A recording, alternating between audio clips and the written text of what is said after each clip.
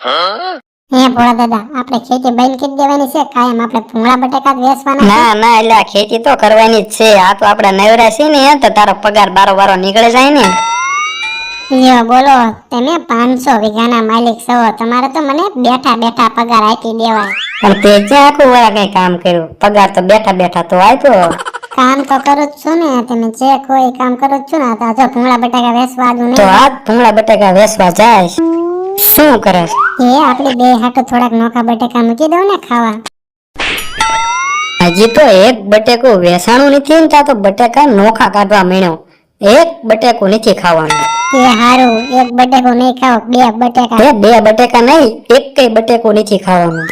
એ હારું, હાલો હમણાં 150 રૂપિયા ઉભા કરીને લઈ આવું. કેમ 150 રૂપિયા? તે 90 રૂપિયાના બટેકા છે અને 60 રૂપિયાના ભૂંગળા. અને તેલ મરસાના? પણ આપણે ક્યાં તેલમાં બટેકા બનાવ્યા, પાણીમાં બટેકા બનાવ્યા. પણ મરસાના? એ હારું, હાલો તો 10 રૂપિયા મરસાના ગણો. 160 રૂપિયા ઉભા કરતો. 160 નહીં, તારો પગારે બારો બાર કાઢવાનો છે. એ હારું, હાલો, આજ તો કાંઈ બટેકા ખાવા નહીં મળે. હાલો હાલો, હવે શું કરો? હે સટપટિયા દાદા, બાકી વાળું કોઈ ઘરાક આવું ન પડે અને બોણી હારી થવી પડે. હાલ હવે પાડ હાથ.